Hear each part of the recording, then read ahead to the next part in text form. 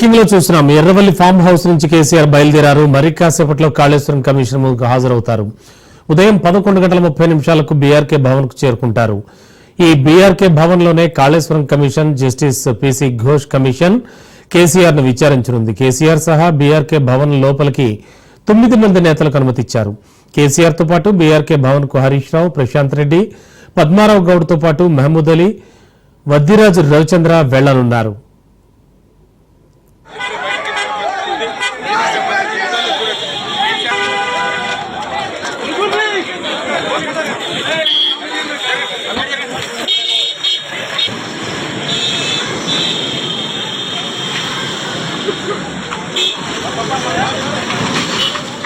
అమ్మ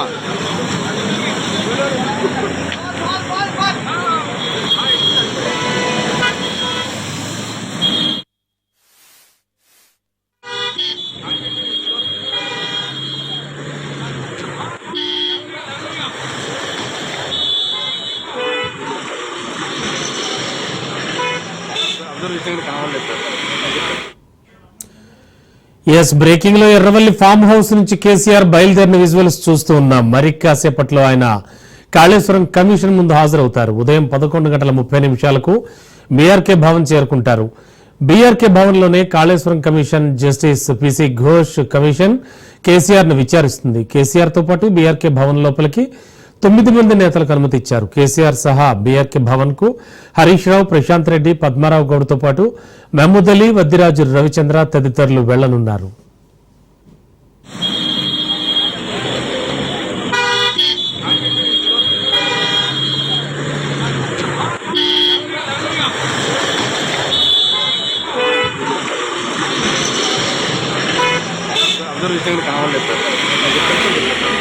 కేసీఆర్ కాన్వాయ్తో భారీ కాన్వాయ్తో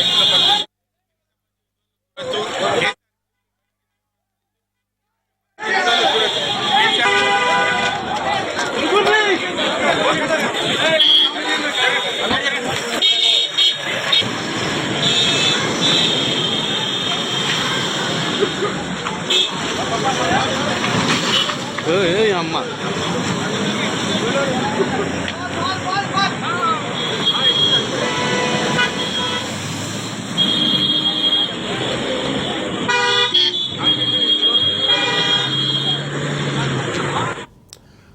బ్రేకింగ్ లో చూస్తున్నాం. ఎర్రవల్లి ఫామ్ హౌస్ నుంచి కేసీఆర్ బయలుదేరిన విజువల్స్. మరి కాసేపట్లో కాళేశ్వరం కమిషన్ ముందు ఆయన హాజరవుతారు. ఉదయం 11:30 బీఆర్కే భవన్ చేరుకుంటారు. ఇక్కడే పీసీ ఘోష్ కమిషన్ కేసీఆర్ ను విచారిస్తుంది. ఆయన అడిగిన ప్రశ్నలకు సమాధానాలు చెప్తారు. ఇక ఇదే అంశానికి సంబంధించిన లేటెస్ట్ ఇన్ఫో ఇచ్చడానికి మా కరెస్పాండెంట్ రాజు సిద్ధంగా ఉన్నారు. రాజు, ఆల్రెడీ కేసీఆర్ బయలుదేరారు. అలాగే రాష్ట్ర వ్యాప్తంగా బీఆర్ఎస్ శ్రేణుల్ని రమ్మని కూడా కొంతమంది పిలుపునిచ్చారు. అండ్ ఇప్పుడున్న సిచ్యువేషన్ లో ప్రస్తుతం అక్కడ బీఆర్కే భవన్ వద్ద సిచ్యువేషన్ ఎలా ఉంది? రైట్ రమణ బాబు, కొద్దిసేపట్లోనే ఎర్రవెల్లి ఫామ్ హౌస్ నుంచి మాజీ సీఎం కేసీఆర్ కాళేశ్వరం కమిషన్ ముందు హాజరయ్యేందుకు ఎర్రవెల్లి ఫామ్ హౌస్ నుంచి బయలుదేరినటువంటి పరిస్థితి ఉంది. ప్రధానంగా ఆయన దాదాపు గడిచిన 2 రోజుల నుంచి ఎటువంటి ప్రశ్నలను కమిషన్ సంధించనుంది. దానికి ధీటైనటువంటి సమాధానాలు చెప్పాలి. ఎటువంటి కాళేశ్వరంలో నిర్మాణానికి సంబంధించి పూర్తి స్థాయిలో కేబినెట్ ఆమోదం పొందిన తర్వాతనే ఈ యొక్క ప్రాజెక్టును టేకప్ చేసినటువంటి అంశం కావచ్చు, పూర్తి స్థాయిలో ఆ యొక్క నిర్ణయం తీసుకున్న నుంచి పూర్తి స్థాయిలో కంప్లీట్ అయ్యేంత వరకు కూడా అనువనువున ఏమేం జరిగింది, అప్పుడు ఉన్నటువంటి ప్రాణహిత చేవెళ్ళ ప్రాజెక్టు నుంచి ఎందుకు అటు తుమ్మిడిహెట్టి వద్ద కాకుండా మేడిగడ్డ ప్రాజెక్టు నిర్మించవలసి వచ్చింది, ఇతర ప్రాంతాల్లో ఇతర ప్లేస్లో ఎందుకు నిర్మించాల్సి వచ్చింది అనేటటువంటి అంశాలన్నిటికీ సంబంధించి పూర్తి స్థాయిలో కూడా కాళేశ్వరం కమిషన్ అడిగేటటువంటి ప్రతి ఒక్క ప్రశ్నకు సమాధానం చెప్పే విధంగా కూడా ఆయన పూర్తి స్థాయిలో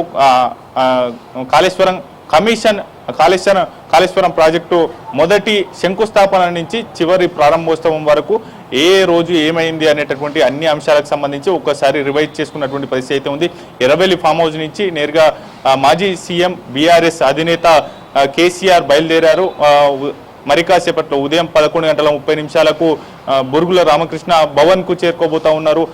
కాళేశ్వరం కమిషన్ ఎదుట ఆయన హాజరు కానున్నారు. 115వ సాక్షిగా కాళేశ్వరం కమిషన్ ఇప్పటి వరకు 114 మందిని విచారించింది. 115వ వ్యక్తిగా కాళేశ్వరం కమిషన్ ముందు మాజీ సీఎం కేసీఆర్ హాజరు కాబోతా ఉన్నారు.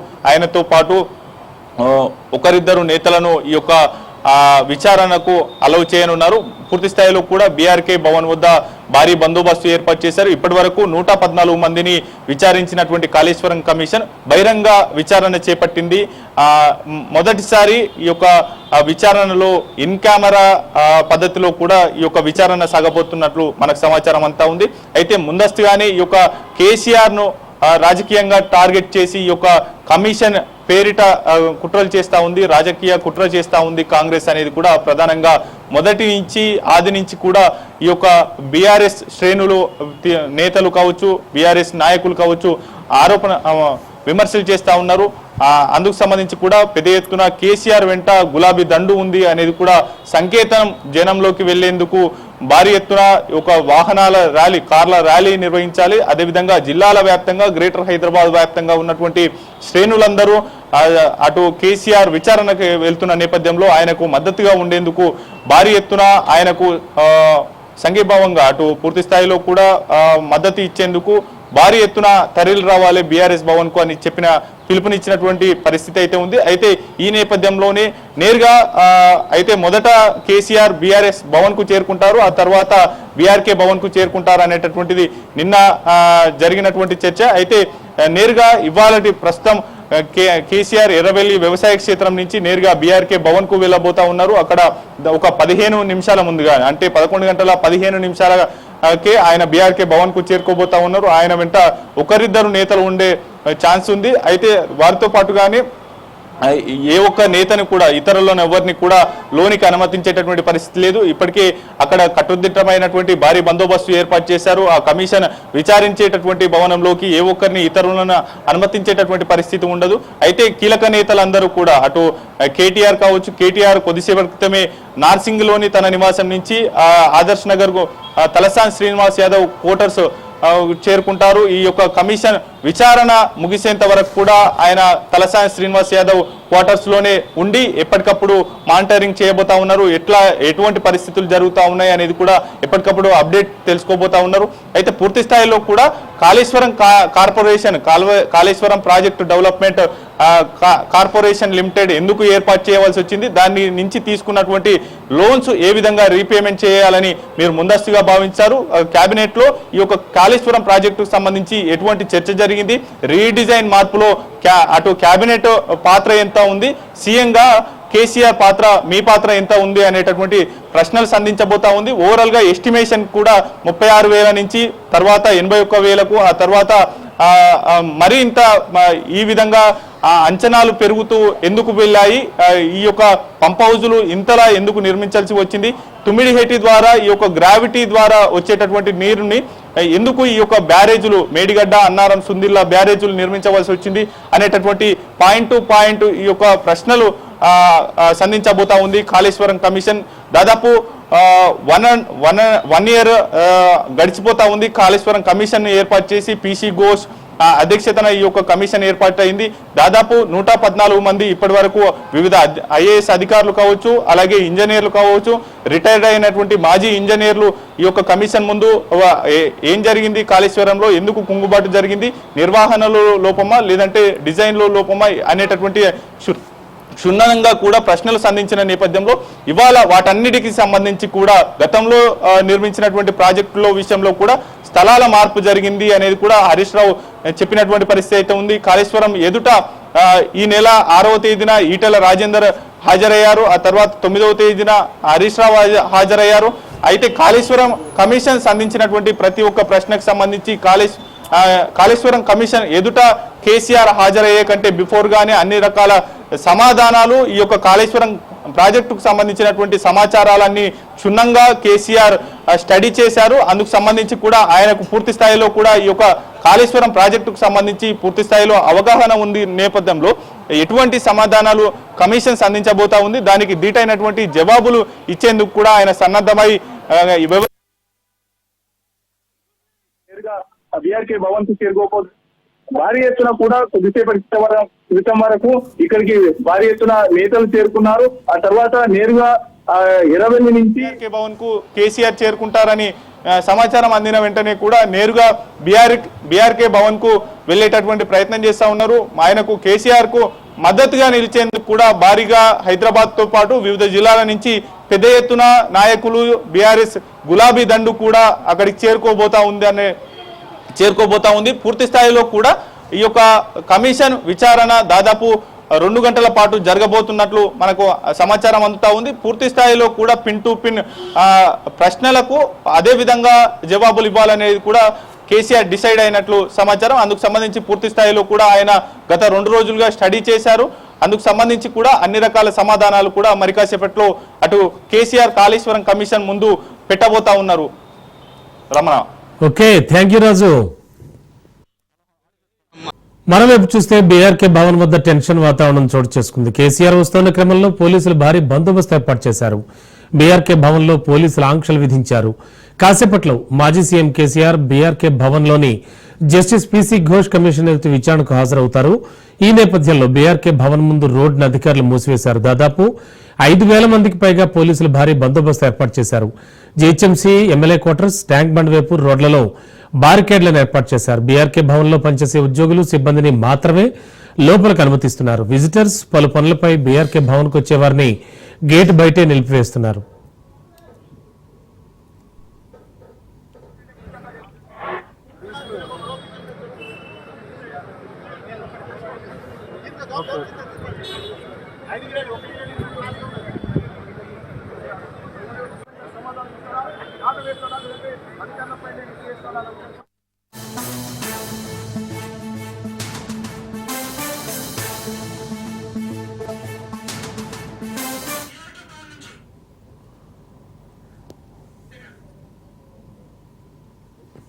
బీఆర్కే భవన్ వద్ద టెన్షన్ వాతావరణం చోటు చేసుకుంది. కేసీఆర్ వస్తున్న క్రమంలో పోలీసులు భారీ బందోబస్తు ఏర్పాటు చేశారు.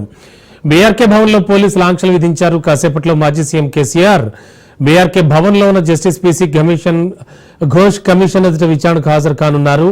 ఈ నేపథ్యంలో బీఆర్కే భవన్ ముందు రోడ్డును అధికారులు మూసివేశారు. దాదాపు 5,000 మందికి పైగా పోలీసులు భారీ బందోబస్తు ఏర్పాటు చేశారు. GHMC MLA quarters, tank bund వైపు రోడ్లలో బారికేడ్లను ఏర్పాటు చేశారు. ఇదే అంశానికి సంబంధించి లేటెస్ట్ ఇన్ఫో అందించడానికి బీఆర్కే భవన్ పరిసర ప్రాంతాల నుంచి మా కరెస్పాండెంట్ సైదులు సిద్ధంగా ఉన్నారు. సైదులు, ఏం జరుగుతోంది? దాదాపు 5,000 మంది పోలీసులు అంటే చాలా భారీ బందోబస్తు. అంటే ఈ స్థాయిలో భారీ బందోబస్తు ఎందుకు? అంటే ఇంటెలిజెన్స్ రిపోర్ట్ ఏమైనా ఉందా?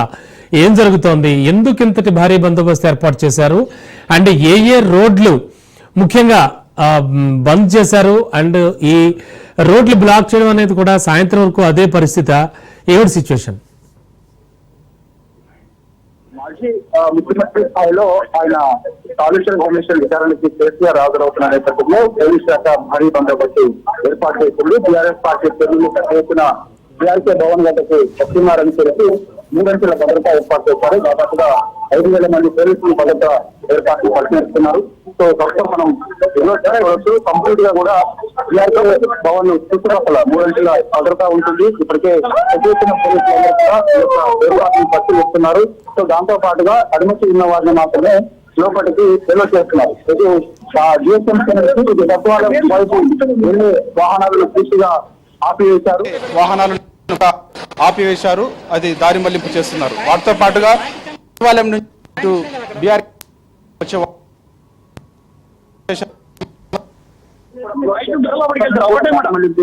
చేస్తున్నారు. సో దీనికి సంబంధించి బీఆర్కే భవన్ వద్ద మాత్రం మొత్తం 2 గంటల భద్రత ఉంటుంది. కేసీఆర్ వారి కాసేపట్లో విచారణకి హాజరు కాబోతున్నారు. ఆయన ఇప్పటికే ఎర్రవల్లి వ్యవసాయ క్షేత్రం నుంచి కేసీఆర్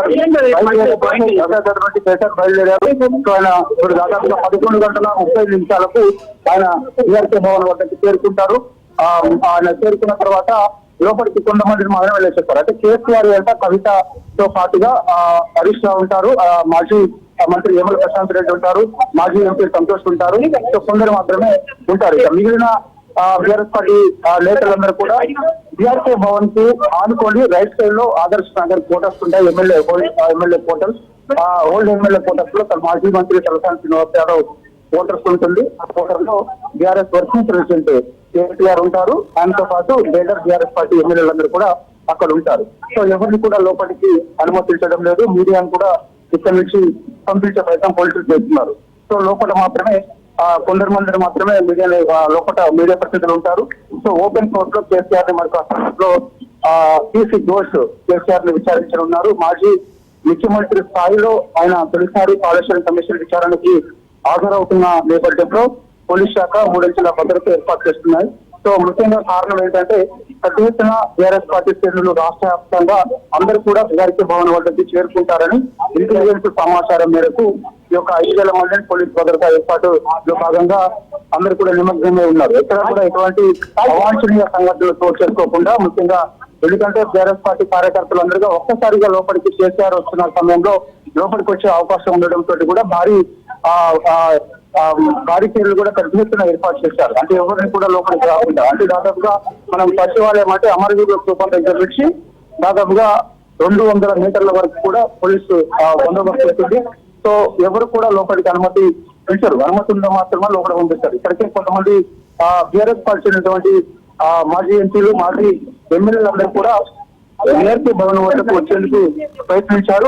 వారిని కూడా అనుమతి లేదు అని చెప్పేసి కూడా వాళ్ళని పంపించారు. అలా పంపించిన వాళ్ళలో మాజీ ఎంపీ మాలో కవిత ఉన్నారు, మాజీ ఎమ్మెల్యే గొల్లం మండయ్య యాదవ్ ఉన్నారు, మిగిలిన మనకి మేడ్చల్ ఎమ్మెల్యే మాజీ మంత్రి మల్లారెడ్డి కూడా ఉన్నారు. ఆయన కూడా అనుమతి లేదు అని చెప్పేసి కూడా లోపలికి బయటకు పంపించారు. సో ఏదైనా సరే ఈ పరిసర ప్రాంతాల్లో ఎవరు కూడా ఉండదు. సో అందుకని ఓన్లీ కేసీఆర్ మాత్రమే మరి కాసేపట్లో విచారణకు హాజరవుతారు. కాబట్టి ఆయన వెంట కవిత ఉంటారు, కవితతో పాటు హరీష్ రావు ఉంటారు, వేముల ప్రశాంత్ రెడ్డి ఉంటారు, సంతోష్ ఉంటారు. వీరు మాత్రమే లోపలికి పోతున్నారు. ఇక ఓపెన్ కోర్ట్ లో కేసీఆర్ మాత్రమే లోపలికి పంపిస్తారు. కేసీఆర్ వెంట ఉండేవారు మాత్రం ఆ కాళేశ్వరం కమిషన్ విచారణలో భాగంగా బయట వెయిటింగ్ హాల్ ఉంటుంది. ఆ వెయిటింగ్ హాల్ లో వాళ్ళని కూర్చోబెడతారు. సో మరి కాసేపట్లో పీసీ ఘోష్ కూడా బీఆర్కే భవన్ వద్దకు చేరుకుంటారు.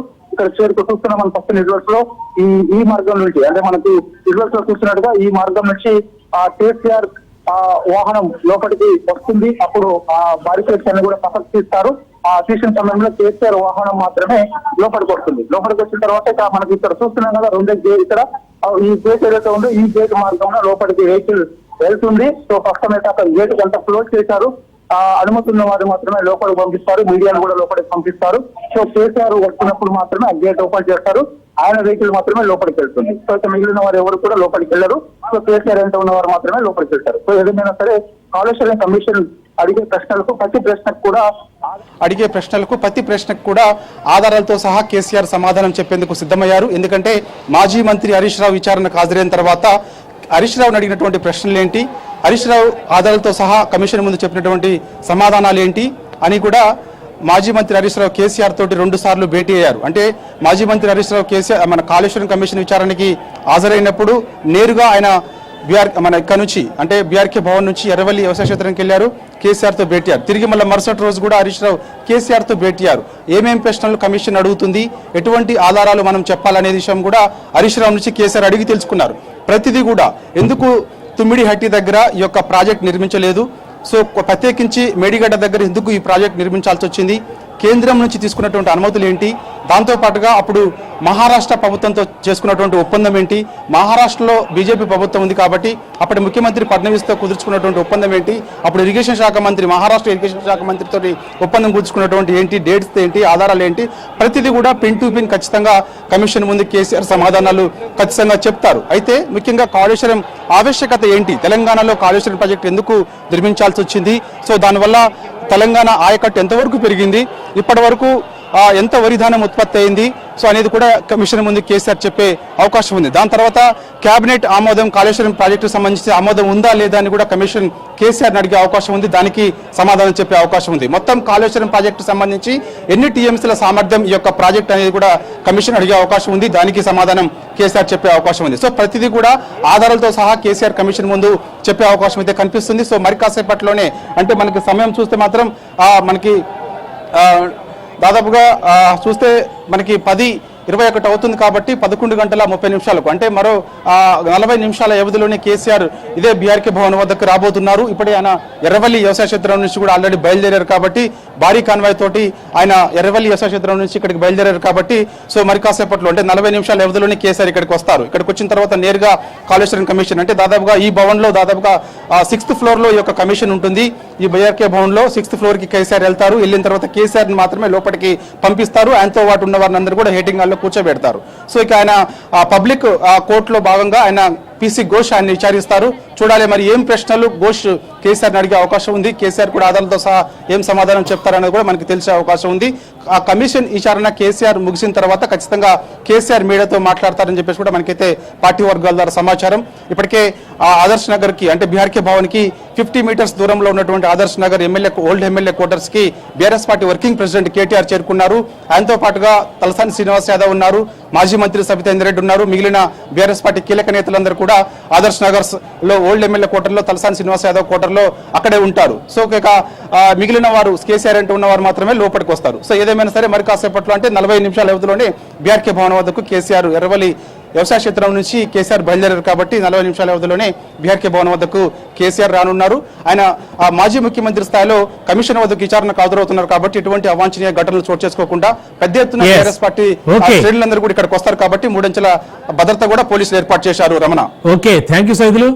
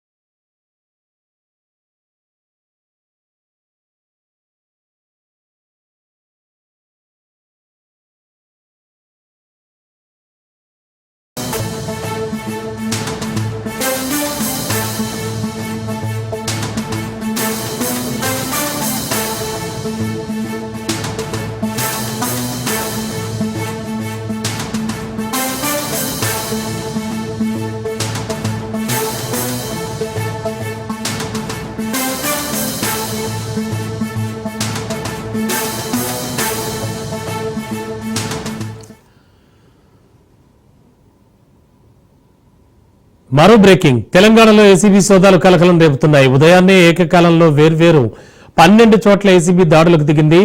ఇరిగేషన్ శాఖలో ఎగ్జిక్యూటివ్ ఇంజనీర్ ఎస్సీగా పనిచేసిన నూనె శ్రీధర్ కు సంబంధించిన ఆస్తులపై ఏసీబీ రైడ్స్ చేసింది. నూనె శ్రీధర్ పై ఆదాయానికి మించిన ఆస్తుల కేసు నమోదు చేశారు. ఆయన అదుపులోకి తీసుకున్న అధికారులు విచారిస్తున్నారు. గతంలో కాళేశ్వరం ప్రాజెక్టులోనూ నూనె శ్రీధర్ పనిచేశారు. ఇరిగేషన్ శాఖలో ప్రాజెక్టులు కట్టబెట్టి 100 కోట్లు సంపాదించారన్న ఆరోపణలతో తనిఖీలు చేస్తున్నారు. శ్రీధర్ పై ఆదాయానికి మించిన ఆస్తుల కేసు నమోదు చేసిన ఏసీబీ అధికారులు సోదాలు చేస్తున్నారు.